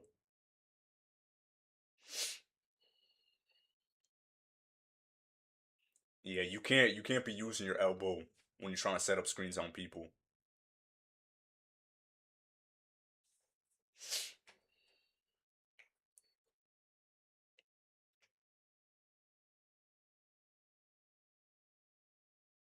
Bi coming back in.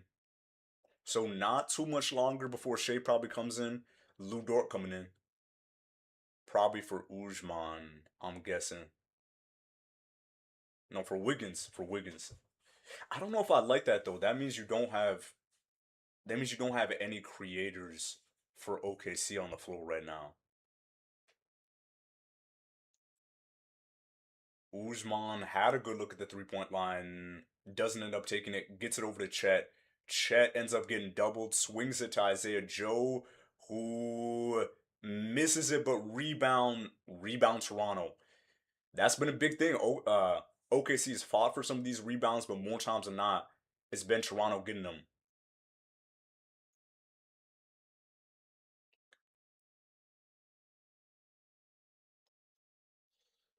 Dort playing really good defense against Ingram, and they don't get the rebound wide open shot for quickly. And they get lucky right there because quickly had nobody near him. Nobody near him. Great defense individually by Lou Dort, but again, frustrating that their defense um isn't always translating into them holding on to the possession. But Shea's coming back in, so that's gonna be a little more scoring for OKC. I don't know when Darko is gonna bring back I don't know when Darko is gonna bring back Scotty because of the 5 fouls. And it's 7:30. OKC up by 2 right now.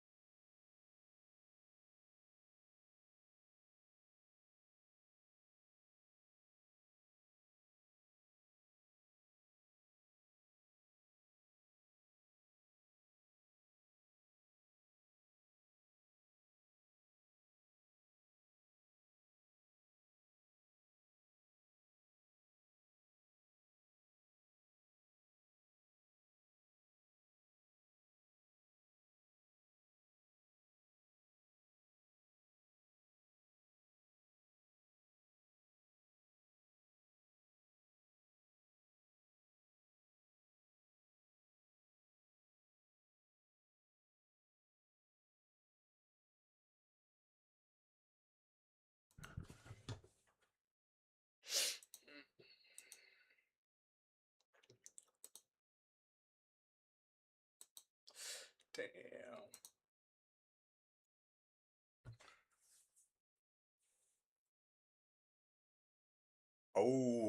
So yeah, Toronto, they try to get that call.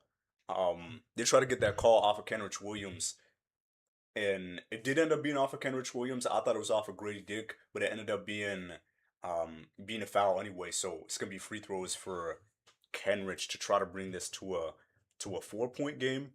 Which I think for OKC, you really got to be thankful for any of those type of situations because it felt like every single time OKC's been up by four, up by two, up by a little here, there's always a big response by um, Toronto. You know, hitting a big three in the corner, getting someone like Mamu wide open in transition, or quickly just doing something. Like quickly, none of these Toronto players are gonna have big box score nights, but they're all gonna be doing exactly what they're supposed to do for this team, because they just know where to be. Like that's the hardest part about guarding a team like this and guarding a team like Indiana last year is you can't key in on anybody. You always have to watch out and you always have to be careful about who's, running behind you, who's moving in transition. So any little space that OKC can get against Toronto is going to be really big for them. J Will trying to match up with BI, and that's good defense. That's good defense. Airball by BI. Shea gets it over to Ujman, and Ujman does a good job pushing in transition. Williams makes the two. Okay, it's a 6 point lead. 6 point lead with 6 minutes to go, or with 7 minutes to go. And yeah, we'll see. We'll see if they can hold on to this lead right now. Quickly, good look to Walter. Walter ends up stepping out of bounds. I'm seeing some momentum. I'm seeing some momentum. Okay, okay.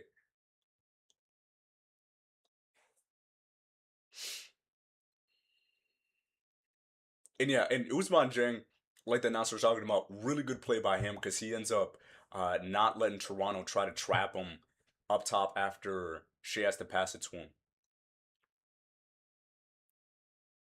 Shea gets a little bit of space from. Okay, so Scotty Barnes is in. Jay Will. That could have been a foul. It's not a foul though. Jay Will's got to get back soon though because it's gonna be 5-on-4. Barnes doesn't realize there's a mismatch yet. Mamu gets. Ooh, I thought that was a clean block, but it ends up being a foul. Foul on Shea right there. Trying to block Mamu.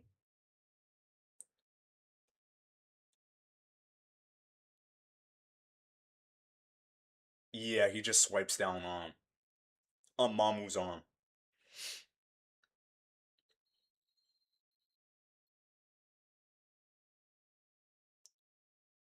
And Mamu misses another one. He's missed a ton of free throws tonight. So maybe later on putting him at the free throw line isn't the worst thing. He's been shooting 3 for 7 this game. And only shooting 2 for 7 in the whole game. So Mamu makes the second one, 5 point lead for OKC with just about 6 to go. I like that they're closing out with Aaron Wiggins because he can help with that ball handling. Wiggins gets trapped. They get it out to Shea though. Big J Will misses it. Ooh, look like Jang had a good look at that rebound, but it's rebounded by Toronto. Bi trying to work 1-on-1 with Jang, and that's gonna be fouls for Bi.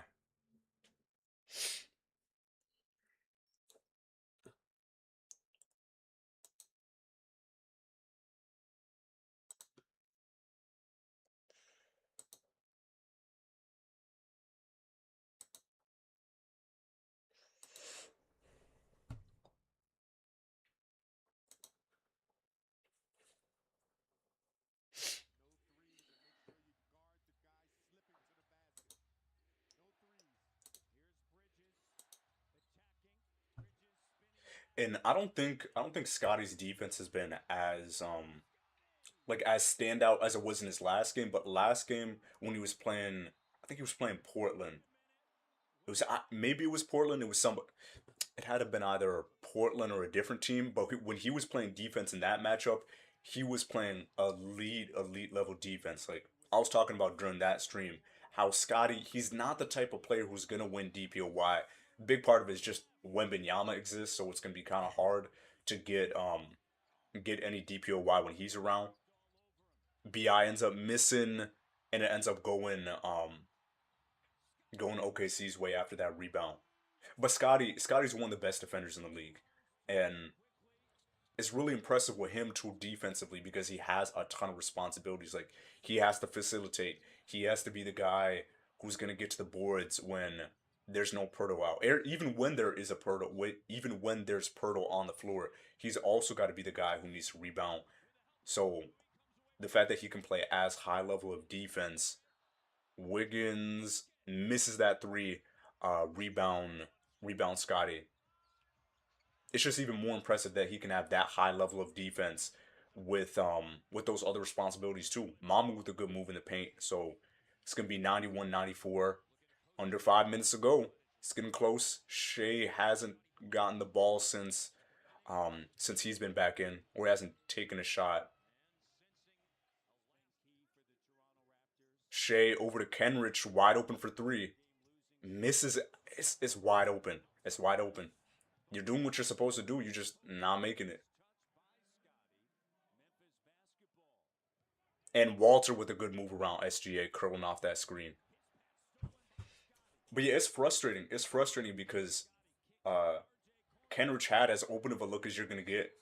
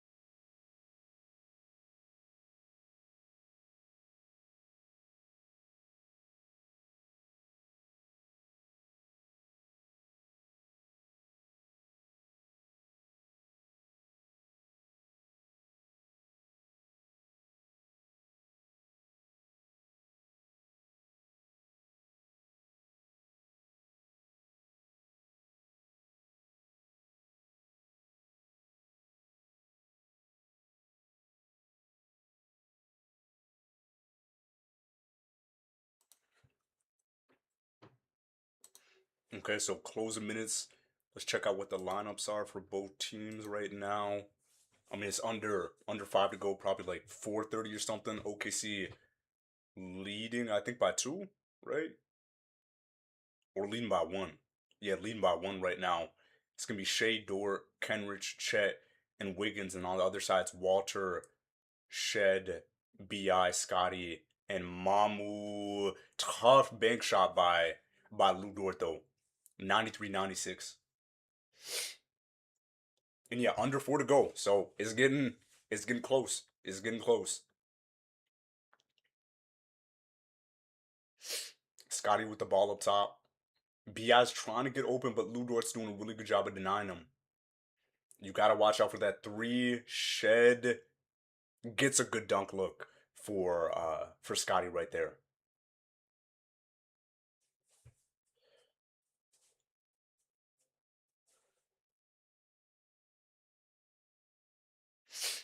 Shea gets some space over to Kenrich. Misses the three. He's got to get the rebound. Doesn't get it. Doesn't get it. Walter misses the three, and it's going to be a loose ball foul for Scotty.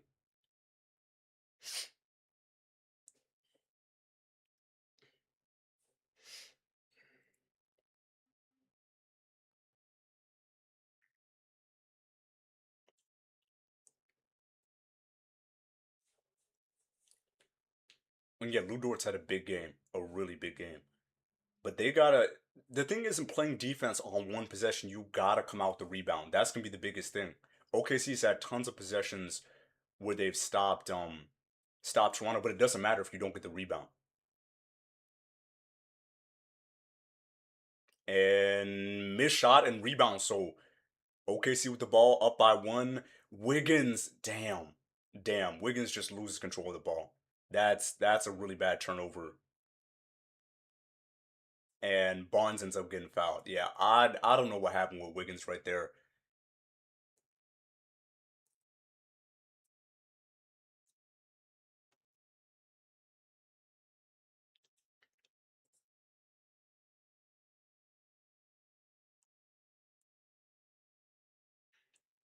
And yeah, it's frustrating because Wiggins had no reason to turn it over. He just lost the ball. He just lost the ball. And Dagnall is gonna try to challenge it. So is it a foul on this play?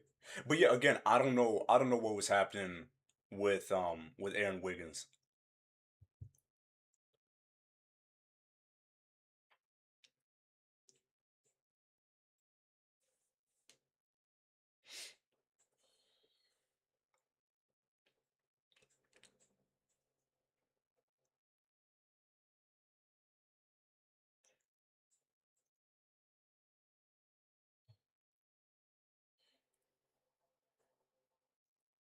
And yeah, I feel like this should have just been a no call. Like it shouldn't be a foul on Barnes, and it um shouldn't be a foul on Chet either. Like you could argue that Barnes ends up pushing Chet out the way, and it's the last time out for OKC, so that's gonna be a big thing too.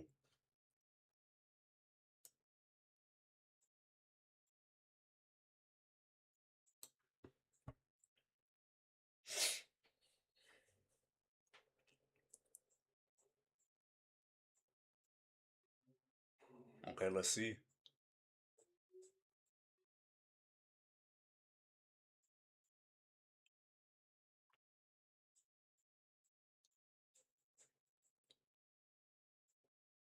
It's gonna be a jump ball. So no foul. So yeah, that's what it should have been. Should have been no call, no call. Toronto can't get mad because it's not a foul on Scotty. He doesn't get kicked out, and then OKC can be happy that they don't have free throws for Scotty.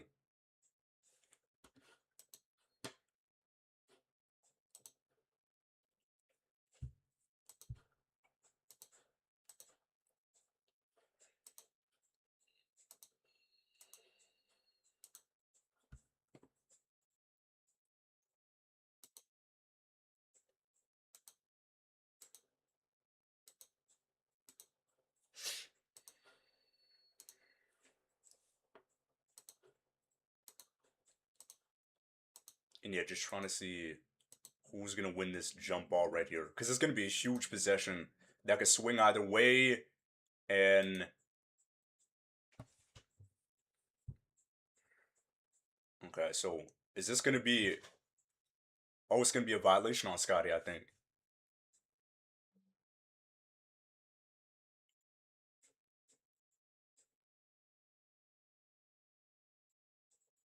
Okay, so they're just gonna re-jump the ball, but it ends up going to Walter. So it's 95, 96, 240 to go. Toronto's trying to get some offense going. They've done a good job of getting it to pretty much everybody on the floor. 7, 6, 5, 4, 3, 2, 1. Quickly misses and rebound OKC. Scoring on this possession will probably decide who ends up winning the game. It's gonna be really big to see if they can get a score or if Toronto can hold strong on this. And Shea ends up getting fouled by Walter.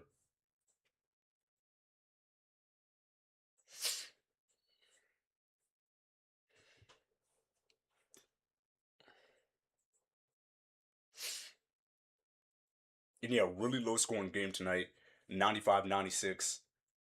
And it's been a lot of defense, but also kind of bad 3-point shooting from both teams. Like there have been some really good looks that Toronto's missed, especially in the fourth quarter. In the third quarter, Toronto did a really good job of getting good looks for themselves and hitting those good looks. For OKC, kind of the same thing, but they've been pretty shaky from the 3-point line throughout all of it. Shea with the missed free throw, so it's going to stay a 2-point game. 95-97, 2 minutes to go.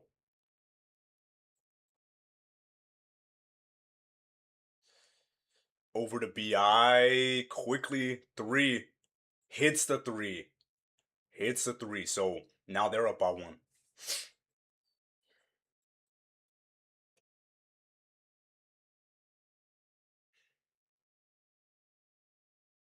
Shea over to Wiggins. Wiggins to Lou Dort. Lou to Wiggins. Wide open three. Misses the It's so frustrating. He's got open three looks. He's got open three looks and he's still missing it. Still missing it.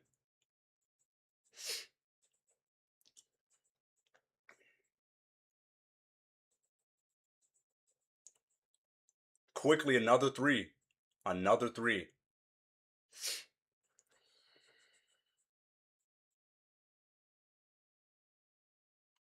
Shea trying to get some space. Kicks it out to Wiggins.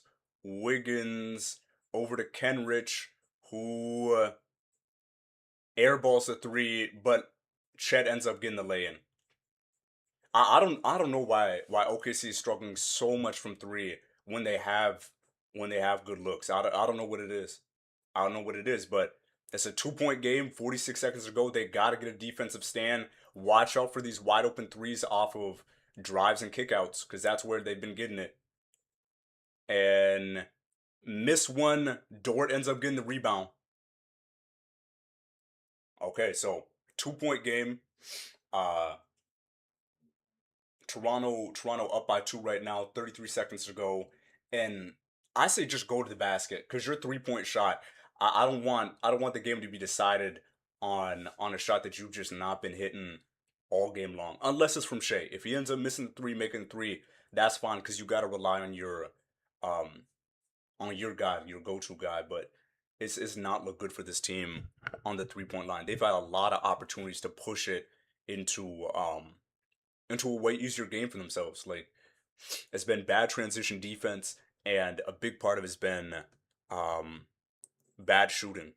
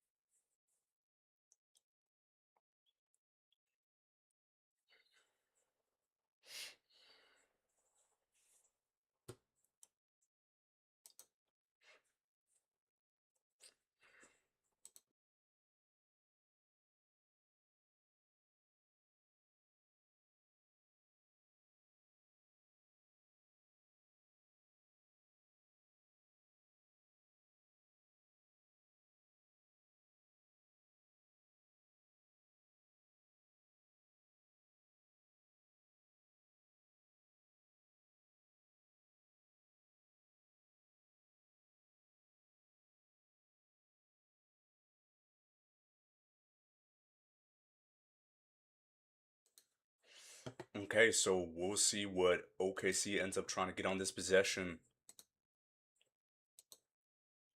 And Kenrich gets it to Chet.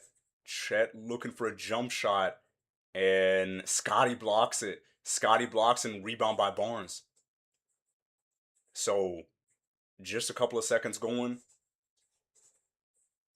and timeout Toronto. That's a really good defensive play by Scotty Barnes right there. Really good defensive play.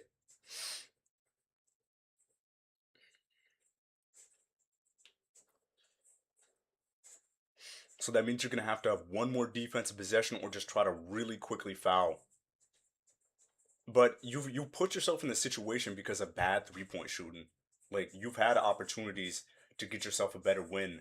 It's just been difficult because you're not hitting your shots. You're not hitting your shots, and that's the same situations that OKC was in last season, and it's kind of a perfect storm right now where you don't have some of your backup guys who can add more driving, like J Dub and like AJ Mitchell, and you're just shooting just as bad as you have been in this cold stretch. And then by Scotty Barnes, really good defensive play individually by him.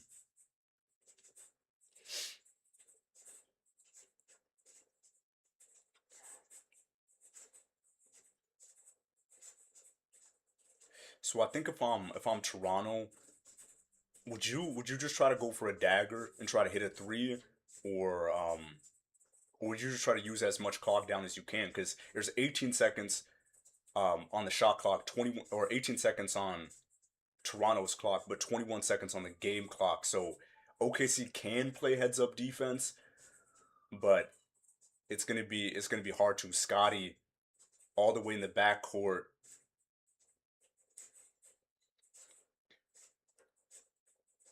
and okay, they're gonna choose to foul him, so it's gonna be Shed going to the free throw line.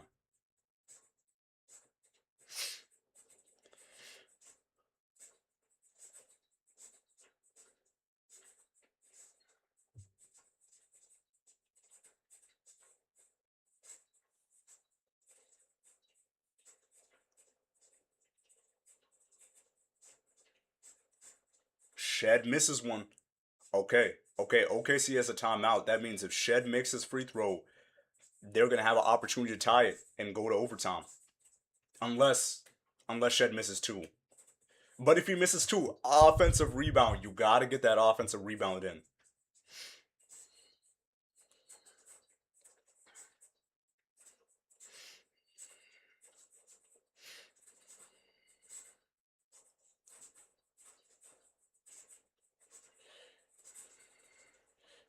And that's all on you. That's all on you. That's all on you. You should have gotten that offensive rebound. You should have gotten that offensive rebound.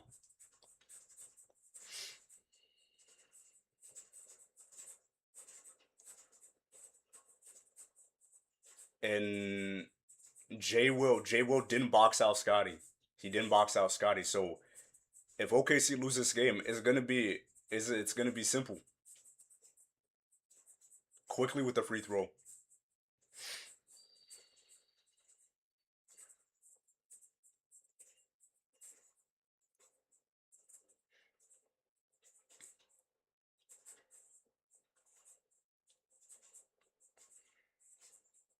And made the second one.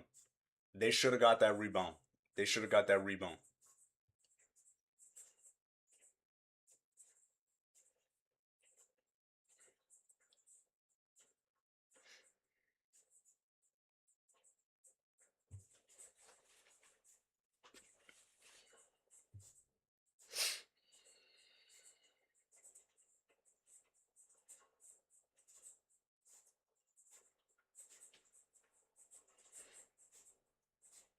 So 4 seconds left to go. It's gonna need to be a quick shot and then a quick foul.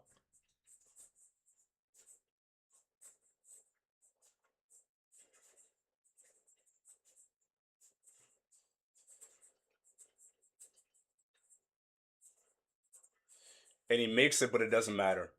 It doesn't matter. So great, great game by Toronto right there. I think the biggest thing for them was transition offense It was yeah, it was transition offense. It was making 3-point shots late, and then it was rebounding. Like another tough situation here where OKC could have got the rebound.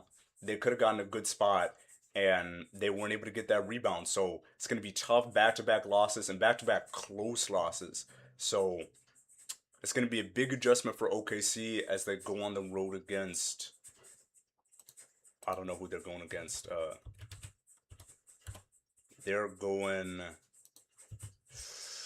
Um,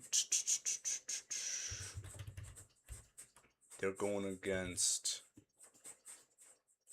the Pelicans. So they're going against the Pelicans, and then they got two tough games after that, going up against the Timberwolves and the Nuggets. But they got one day to one day to just figure out like they've had a couple of those games where they've lost it because they can't get offensive rebounds off of missed free throws. But it is what it is. It is what it is. Shea, he had a good game. It was similar to that Houston game where Toronto was really overselling on him, and yeah, it's gonna be a big adjustment. It's gonna be a big adjustment for OKC to figure out what do we do when we have these limitations with guys like J Dub and guys like what's his name, and guys like I Heart Out. So great game from Scotty. I think Scotty defensively was amazing. I think everybody else was kind of just doing what they needed to do. I think quickly he had a great game. I like what Jamal Shed was doing defensively. And on OKC's side, Shea had a good game, even though he didn't score his normal 30. I think outside of him, it probably had to be it's not Jay Will. I would say outside of Shea, Lou Dort. My bad. Lou Dort had an amazing game. Lou Dort had 19 points. He shot great from three, but the 3-point shooting outside of him, it wasn't good. It wasn't good. Like if we just look at the box score for the game, yeah, they shot 26% from the three. It's terrible. That's terrible. Like you can't win games um winning 26%, and then they also missed a good amount of free throws, but Toronto did too, so that kind of evens out. But yeah, it was a 3-point shooting. The 3-point shooting was awful. It was really really bad. And then the rebounding situation I think looked worse than the stats showed. Like the stats right now, it shows 37-51. 14 still isn't great, but it was really it was bad. It was bad. It was bad. So really efficient game again from Shea. It wasn't his fault. He had 24 points. He went 8 for 11, shooting almost 80% from the field. But other than him, other than him and Lou Dort, there weren't too many scoring options. There weren't too many scoring options. But yeah, that's gonna be it for me for the stream. I appreciate anyone who was watching, and I think the next stream or the next game I'm gonna stream is probably gonna be to Tuesday. Tuesday. Let me see. Are there any other good games coming up?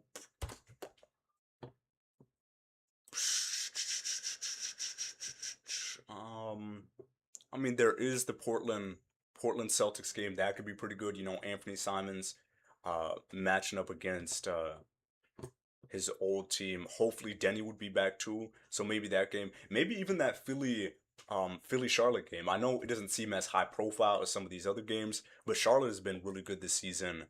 Um,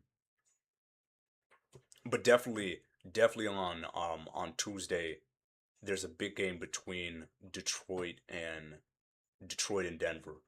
Detroit and Denver. And then Wednesday, Houston, San Antonio. So there's some big games coming up. Might not end up streaming tomorrow, but there's like 3 or 4 days straight of really good games in the NBA. Because then Thursday there's Detroit and Phoenix, and there's OKC versus Minnesota in Minnesota. But that's gonna be it for me. I appreciate you for being in the stream.